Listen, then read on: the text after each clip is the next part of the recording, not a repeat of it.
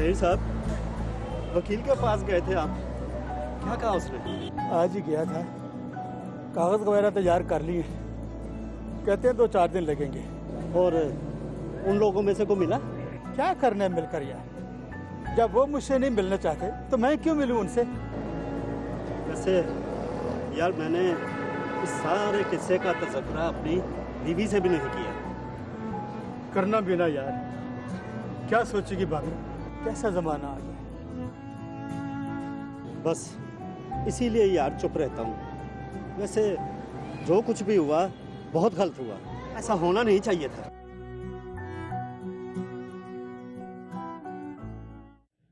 मैं हूं मूसा हैदर और आप देख रहे हैं गुनहगार कौन। पार्क में वॉक करने के बाद बैठकर एक दूसरे से अपने दिल की बातें करने वाले ये दोनों अफराद एक ही इलाके के रिहायशी हैं। जहीर हाल ही में एक आला सरकारी ओहदे से रिटायर हुआ है, जबकि उसका दोस्त अलीम चंद साल में रिटायर होने वाला है। जहीर ने जो बातें अपने दोस्त के साथ की, उन बातों से उसकी परेशानी साफ झलक रही है।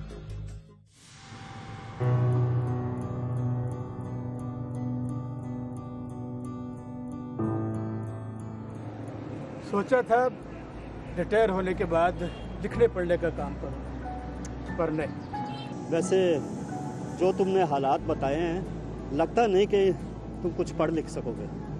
वैसे रिटायर्ड आदमी की भी क्या जिंदगी होती है यार, वक्त तो होता है पर काम नहीं। ऐसी बातें ना करो यार, बस थोड़ा ही अरसा रह गया मेरी रिटायरमेंट में। मुझे याद है, मेरे एक दोस्त था नजरुल इस्लाम, रिटायरमेंट के 6 महीने के अंदर अंदर बेचारा इस दुनिया से चला गया।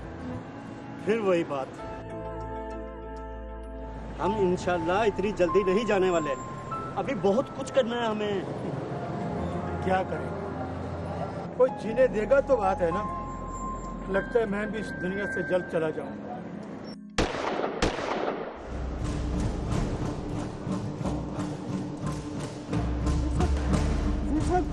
आंखें खोलो जहीर साहब, जहीर साहब।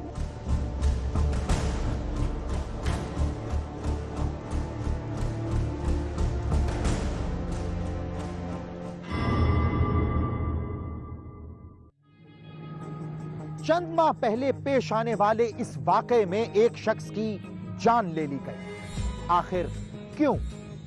पेश आने वाले इस वाकये में जिसकी जान गई, वो शख्स कौन था और जिसने उसे कत्ल किया वो कौन था? इन दोनों की आपस में आखिर दुश्मनी क्या थी? पार्क में पेश आने वाले वाकये की इत्तला पुलिस को कर दी गई, जिसने इब्तदाई कार्रवाई के बाद तफ्तीश का आगाज किया तो हकीकत धीरे धीरे खुलकर सामने आने लगी।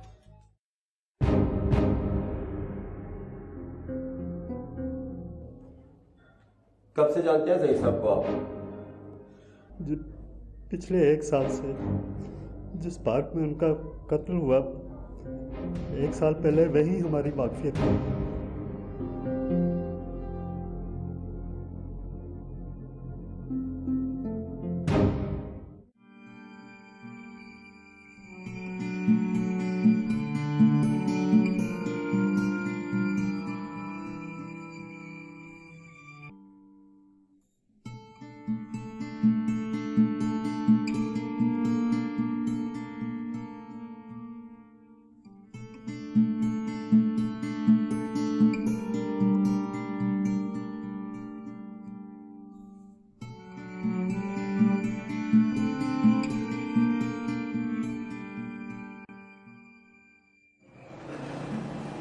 अस्सलाम वालेकुम। वालेकुम अस्सलाम। वैसे इस उम्र में सही वाक भी नहीं हो सकती, सांस दरबदर हो जाता है। क्या ख्याल है आपका? जनाब का मशगला? मैं रोशनी फराहम करने वाले महकमे में एक अदना सा मुलाजिम हूँ। अलीम नाम है मेरा। और आपका? जहीर कहते हैं मुझे। सिविल सर्विस में खिदमत करते हुए 25 साल हो गए मुझे। सुभान अल्लाह, बड़ी खुशी हुई आपसे मिलकर। 6 महीने बाद रिटायरमेंट होने वाली है, इसके बाद पता नहीं क्या होगा। क्या होना है अजीम साहब? अच्छा होगा, सुकून हो जाएगा। वैसे कितने अफराद हैं आप लोग? एक अदद बीवी, 2 बेटे, जिनमें से बड़ा बेटा जर्मनी में है, छोटा बेटा और बेटी साथ रहते हैं। वैसे क्या खूब कहा, एक अदद बीवी। वैसे बड़ी आइडियल फैमिली है आपकी। फिर कभी गपशप करेंगे, इस वक्त हमें चलना चाहिए।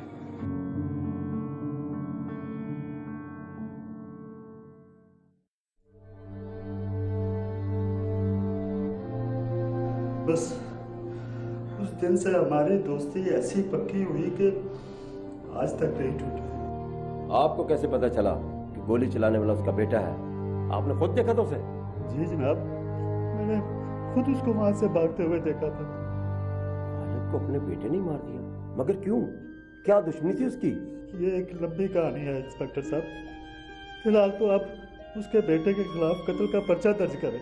पर्चा तो जरूर कटेगा, मगर मकतूल के लावाकिन के आने पर उनका कोई अता पता है तो बताओ। अगर लावाकिन ही मदई बन गए तो उसके बेटे को सजा कौन देगा? केस तो खत्म हो जाएगा। ये अदालत का काम है। देखें, उसका कोई करीबी अजीज या रिश्तेदार ही उसका मुद्दई बन सकता है। बस फिर ठीक है, देख लें आप। ठीक है, देख लेंगे। अब आप जा सकते हैं। जरूरत पड़ी तो बुलवा लेंगे आपको।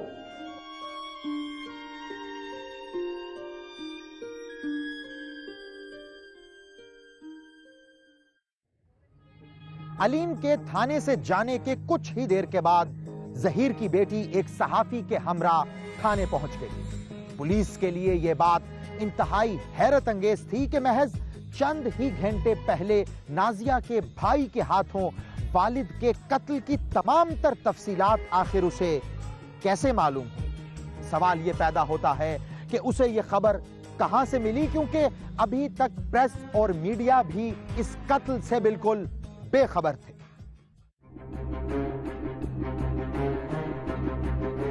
अच्छा, तो मकतूल आपके वालिद थे? जी। और आप इनके क्या लगते हैं? नाजिया, बताओ ना कि क्या रिश्ता है हमारा? जी, ये भी मेरे पापा जैसे। पापा जैसे? क्या मतलब? देखिए, तफसीलात ना हमें बताने की जरूरत है और ना ही आपको जानने की। इसके वालिद का कत्ल हुआ है और हमें कोई कार्रवाई नहीं करवानी। असद, इनको हशमत के पास ले जाओ और जो ये कहते हैं इनसे लिखवा कर साइन करवा लो।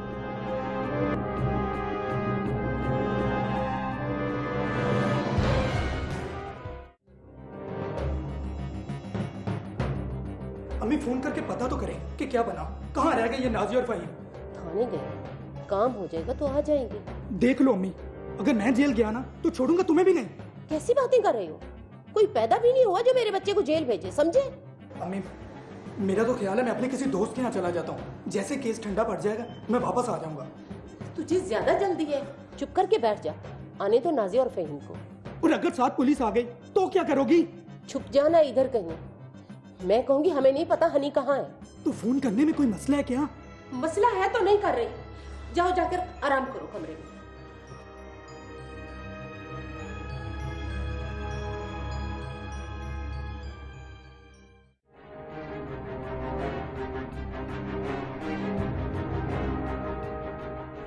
सर, मैं इन दोनों को लेके आया हूँ, एसओ साहब ने भेजा है। ठीक है।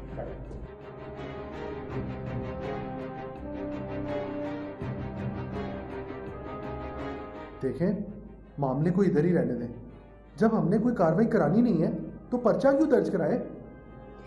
ये ठीक कह रहे हैं, हमने कोई पर्चा दर्ज नहीं करवाना, ये हमारा घरेलू मामला है। देखें, ये कत्ल का केस है, इसमें आप लोगों की मर्जी बिल्कुल नहीं चलेगी। एक बंदे की जान चली गई है। यही बात है तो अखबार में बड़ी स्टोरियां छपेंगी, फिर बाद में ना कहना कि ये क्या किया आपने। देखिए, आप खुद समझदार हैं, जो भी फैसला कर रहे हैं सोच समझ कर कीजिएगा। वो मेरे पापा थे, मैंने जो फैसला करना था मैंने कर लिया। आपको क्या प्रॉब्लम है? मुझे तो कोई प्रॉब्लम नहीं है, जो हकीकत थी वो आप दोनों को मैंने बता दी है। बहरहाल जो चाहते हैं इस पर लिख कर दे दें।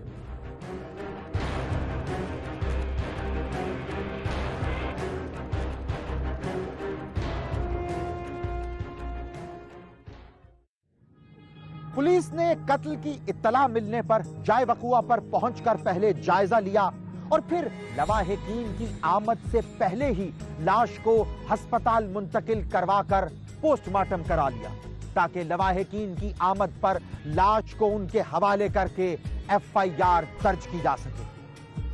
मगर मकतूल की बेटी ने थाने पहुंचकर किसी भी किस्म की कोई कार्रवाई करने से इनकार कर दिया और लाश वसूल करके मकतूल को उसी रोज कब्रिस्तान में दफना दिया। एक गुमनाम लड़की से मोहब्बत की शादी की, फिर उसमें से औलाद भी हो गई। अरे तो फिर किसी दिन अपने घर बुला के मेरी दावत करना यार। लो, इसमें क्या बात है? जब आप कहें मैं हाजिर। फहीम को चाय पिलाकर चलता करो और हनी से कहना आकर मेरी बात सुन ले।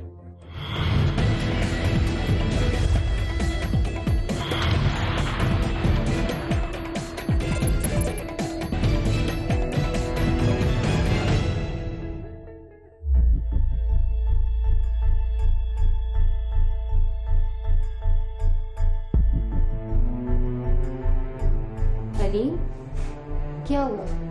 तुम उधर चलता हुआ टीवी छोड़कर इधर आके बैठ गए। खबरें नहीं देखनी थी क्या? दिल नहीं कर रहा बेगम, टीवी बंद कर दो।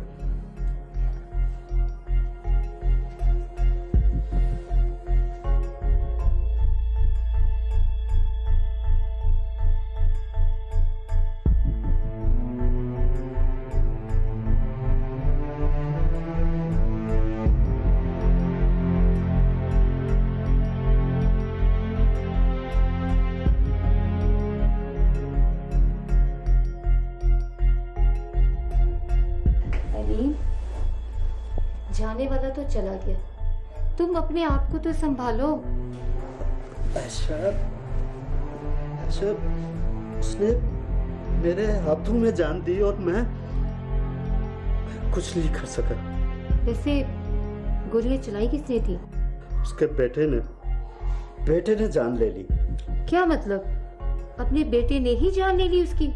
हाँ, बस पिछले 1 साल से बेचारा बहुत क्राइसिस में था। क्यों? बस थी कोई बात, इसलिए बेचारा पहले रोज जीता था, रोज मरता था और आज वाकई मर गया। हुआ क्या था? क्यों मारा उसके बेटे ने उसे? एक गुमनाम लड़की से मोहब्बत की शादी की, फिर उसमें से औलाद भी हो गई। बस इतना ही कसूर था उसका। जहीर ने जो बातें अपने दोस्त के साथ शेयर की थी उसे सुनकर उसकी रूह कांप उठी। 25 साल पहले अपनी जवानी में जहीर ने एक गरीब खानदान की लड़की के साथ न सिर्फ शादी की, उसे अपना नाम दिया, उसे शनाख्त दी, बल्कि एक अच्छी जिंदगी दी। और अब जब जहीर रिटायर हो गया था, उसकी उसी बीवी और बच्चों ने उसके साथ कुछ ऐसा किया कि अब उसका अपना ही घर उसे काट खाने को दौड़ता है। यहां सवाल पैदा होता है कि आखिर ऐसा हुआ क्या था? क्या मतलब? मुझे एक बात की समझ नहीं आई कि ऐसा क्या किया उनके साथ घर वालों ने। बस जहीर साहब का बड़ा बेटा मुल्क से बाहर था और छोटा बेटा इधर। ये वही है ना जिसने गोलियां चलाई थी? हाँ, बस वो ज्यादा पढ़ा लिखा नहीं, क्योंकि उसे फोटोग्राफी का शौक था। फिर जहीर साहब ने अपनी बीवी के कहने पर उसका शौक पूरा करने के लिए उसे एक कैमरा ले दिया। तो इसमें क्या बुराई की उन्होंने? बुराई ये हुई कि उस बेटे की दोस्ती शोबिज़ के एक सहाफ़ी के साथ हो गई। बस वही सारा काम बिगड़ा।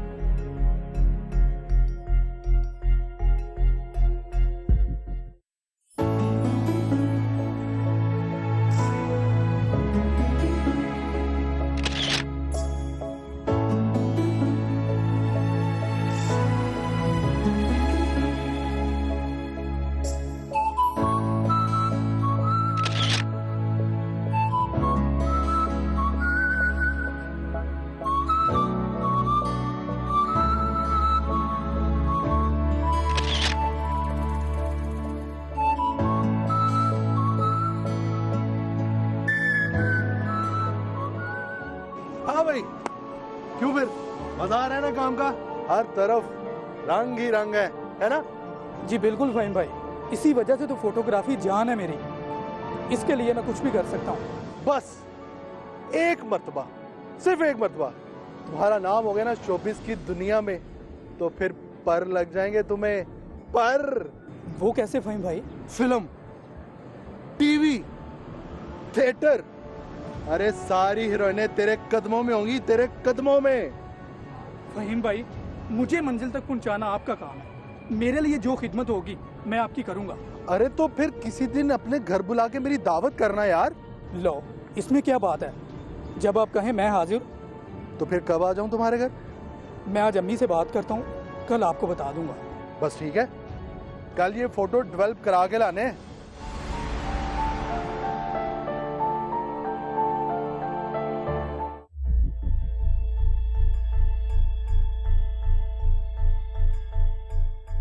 उस शख्स ने हनी को ऐसा काबू किया कि घर का सारा निजाम उलट गया। कहीं उसका जहीर साहब के घर आना जाना तो नहीं शुरू हो गया था? बिल्कुल ऐसा ही हुआ। घर में एक जवान बेटी थी, माँ बाप को मना करना चाहिए था। माँ ने क्या समझाना है, वो तो उसकी पूरी मददगार बनी हुई थी। वो क्यों? बस दिमाग खराब हो गया था ना उसका, वो तो फुल सपोर्ट कर रही थी उसे। तो जहीर साहब को सख्त कदम उठाना चाहिए था, आखिर वो मर्द थे। सख्त कदम क्या उठाते? एक दफा उन्होंने बेटे को प्यार से समझाया तो बीवी सामने आ गई।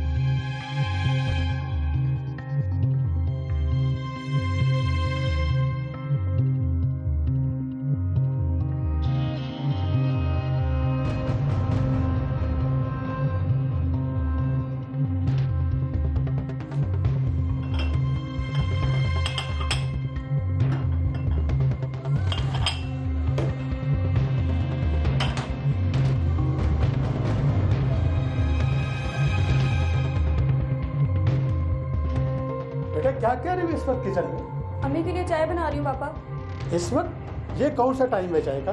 वो फहीम भाई भी आए हैं, उन्होंने भी पी ली। वो अभी तक इधर ही है? गया नहीं अभी? नहीं, अभी इधर ही है, लूडो खेल रहे हैं ड्राइंग रूम में। रानी किधर है?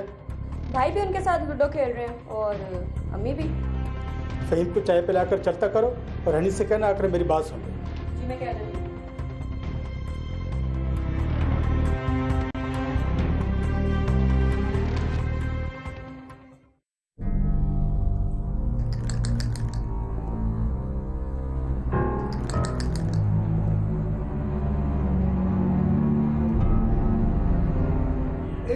आंटी देखे ना, बेईमानी कर रहा है हनी मेरे साथ। हनी बेटा ना तंग करो फहीम को। तीसरी गेम हरा रहे हैं मुझे, बेईमानी ना करूं तो और क्या करूं?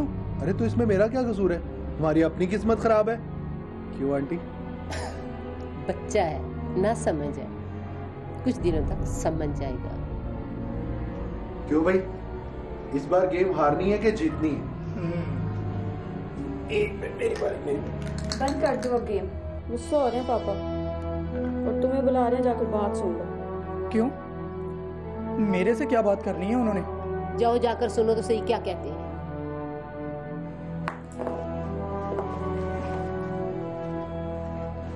नाजिया बेटा जाओ तू भी सो जा।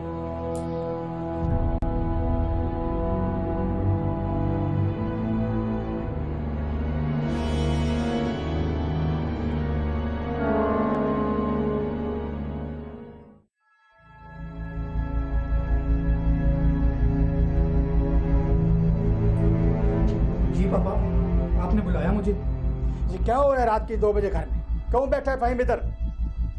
दोस्त है वो मेरा, काम करता हूँ मैं उसके साथ। बहुत चलने लगी तुम्हारी जुबान बाप के सामने। ये घर मेरी माँ के नाम पर है, अगर उन्हें कोई एतराज नहीं है तो आप कौन होते हैं? बंद करो बकवास अपनी। अम्मी, ये पापा का दिमाग खराब हो गया है, थप्पड़ मारा इन्होंने मुझे। तो निकल जाओ मेरे कमरे से। क्या हुआ? क्या किया है इसने? मारा है तुमने इसे? कहते हैं फहीम क्यों बैठा है यहाँ पे, निकालो उसे घर से। वो नहीं निकलेगा, तुम निकलोगे इस घर से। ये मेरा और मेरे बच्चों का घर है, समझे? हाँ बेटा चलिए।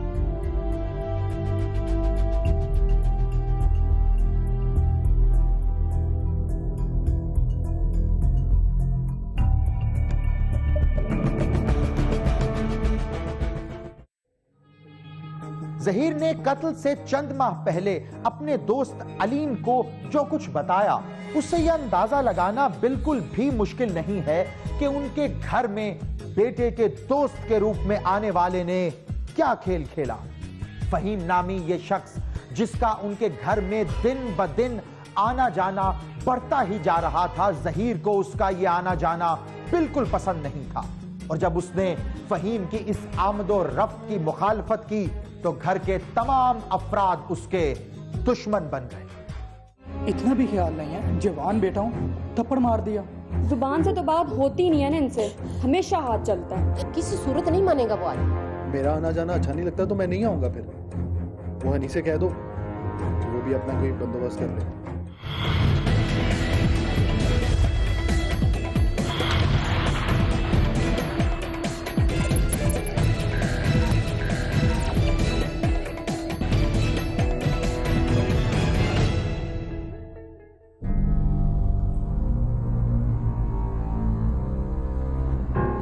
जब से इस आदमी से मेरी शादी हुई है, एक दिन भी सुख का सांस नहीं लेने दिया इसने। मुझे तो लगता है कोई दुश्मनी है इनकी हमसे। रहमान भाई अच्छे हैं जो बाहर चले गए हैं। हर बात पर पाबंदी, हर बात पर शक। अब तो रोज का काम बन गया इसका। इतना भी ख्याल नहीं है, जवान बेटा हूं, थप्पड़ मार दिया। जुबान से तो बात होती नहीं है ना इनसे, हमेशा हाथ चलता है। अम्मी, मेरा तो ख्याल है आप इनसे जान छुड़वा लें, वैसे भी अभी ये रिटायर हो गए। सच्ची बात है, सारा दिन सर पे सवार रहता है, टक्के का काम नहीं करता। मैं आज फहीम भाई से मशवरा करता हूँ, फिर जैसा वो कहेंगे वैसा करेंगे हम।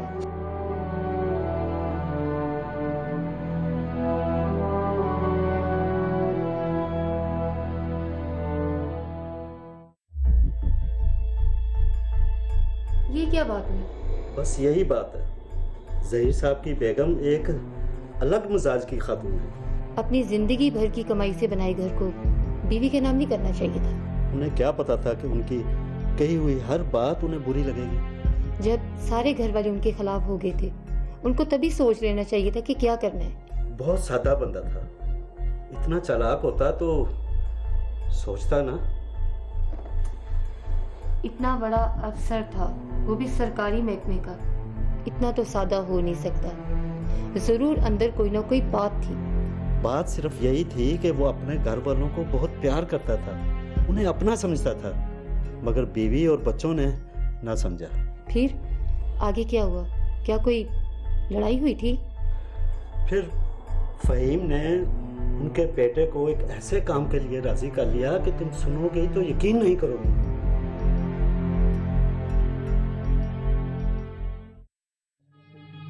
आखिर ऐसा कौन सा काम था जिसके लिए घर में आने वाले इस शख्स ने घर के तमाम अफराद को तैयार कर लिया और वो इसके बताए हुए फॉर्मूले पर अमल करने को खुले दिल से तैयार हो गए। पहली बात जो जहन में आती है वो ये कि शायद इसने बेटे को अपने ही बाप के कत्ल के लिए उकसाया। साथ ही साथ हमें यह भी देखना है कि फहीम नामी यह शख्स जो मुमताज को आंटी कहता था, उसने उसे एक ऑफर भी की। क्या थी वो ऑफर?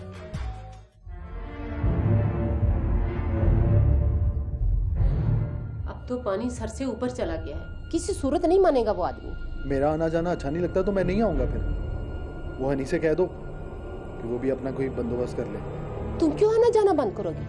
तुमसे तो हमारा रिश्ता है, उससे नहीं। मुझे तो ये समझ में नहीं आती कि इस शख्स को मेरे साथ मसला क्या है। मैं तो इससे बात भी नहीं करता। वो कहते हैं ये आदमी घर में ना आए, घर में जवान बेटी रहती है। शर्म आनी चाहिए उसको ऐसी बात करते हुए भी। बस उसके दिमाग में बुराई जो भरी हुई है, कहीं ना कहीं तो सामने आएगी ना। बस फिर एक ही काम रह गया, अगर मेरा आना जाना रखना है तो निकाल के फेंक दो इसको बाहर। इतना आसान नहीं है, आसपास के लोगों को पता चलेगा तो वो क्या कहेंगे? बस फिर हनी को राजी करो। एक काम हो सकता है फिर। वो क्या?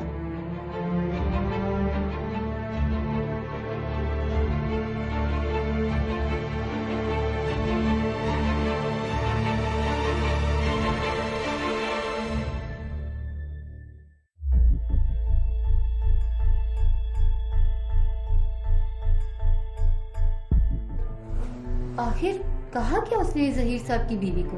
बस क्या बताऊं कि रूह कांप गई उस रोज मेरी, जब जहीर साहब ने बताया कि उस रात क्या तमाशा लगा था उनके घर।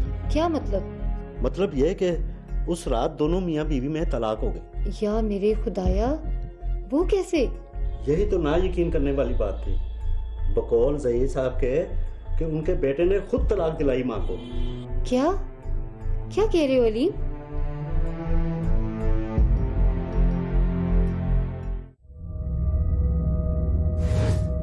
मेरा जुर्म क्या है वो तो बता दो मुझे। बाप हूं तुम्हारा मैं।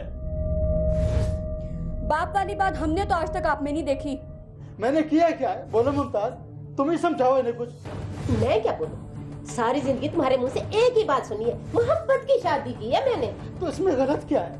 सारे छोड़ दिए मैंने तुम्हारे पीछे अपने। इसी बात का फायदा उठाकर हमेशा हमारी माँ को ब्लैकमेल किया आपने। ये किया? ये क्या कह रहे मुमताज? और क्या, ये सही तो कह रहे हैं। ये छोटे थे तो मैं खामोश थी, मगर अब चुप नहीं रह सकती।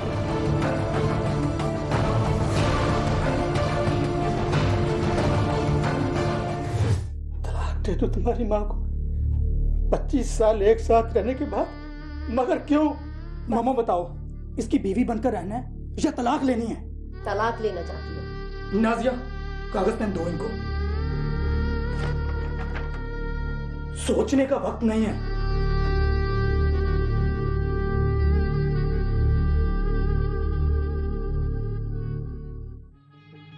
मां ने अपने बच्चों के कान उनके बाप के खिलाफ कुछ इस अंदाज में भर दिए कि औलाद अपने ही बाप की सूरत तक देखने से नफरत करने लगी। इस तरह उन्होंने अपनी मां के कहने में आकर उस दिन अपने बाप को इस कदर डराया धमकाया कि उसके पास अपनी बीवी को तलाक देने के सिवा और कोई रास्ता ना बचा।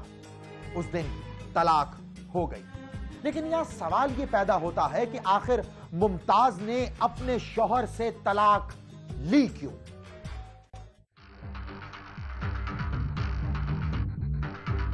ना समझ में आने वाली अंग्रेजी लिख दिया उसने। हमें काम से मतलब था, वो तो हो गया। अंग्रेजी समझकर क्या करना है हमने? वैसे इतना समझ में आ गया कि तलाक दे दिए उसने।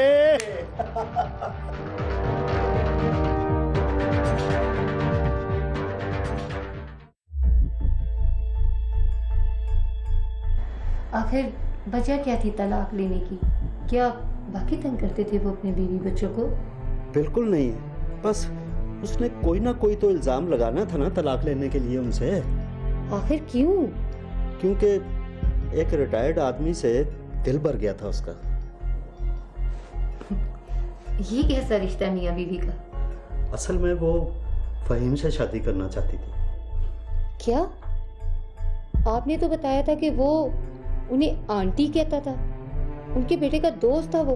पहले तो ऐसा ही था, लेकिन बाद में फिर पता नहीं क्या चक्कर चला उन दोनों के दरमियान। अपने बड़े बेटे से बात नहीं की उसने? की थी, मगर उसने कहा कि मुझे सब मालूम है, जो भी हुआ है अच्छा हुआ।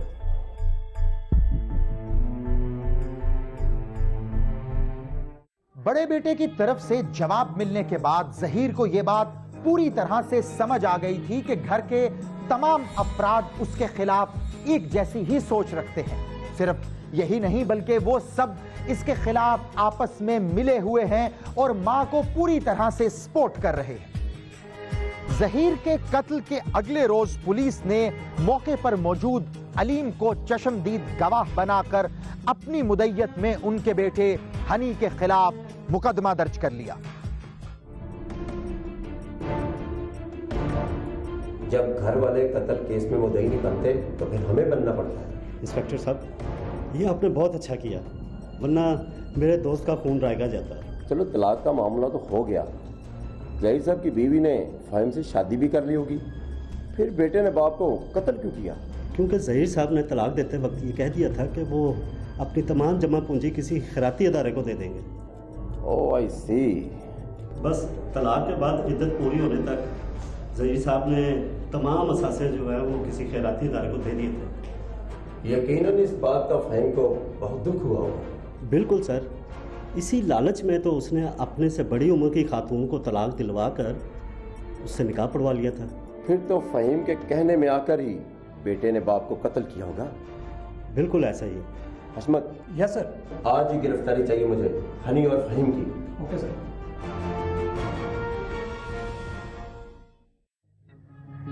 इस तरह पुलिस ने इस कत्ल की एफआईआर अपनी मुद्दत में दर्ज करते हुए कातिल हनी और उसे ये कत्ल करने पर उकसाने के इल्जाम में फ़हीम को गिरफ्तार कर लिया।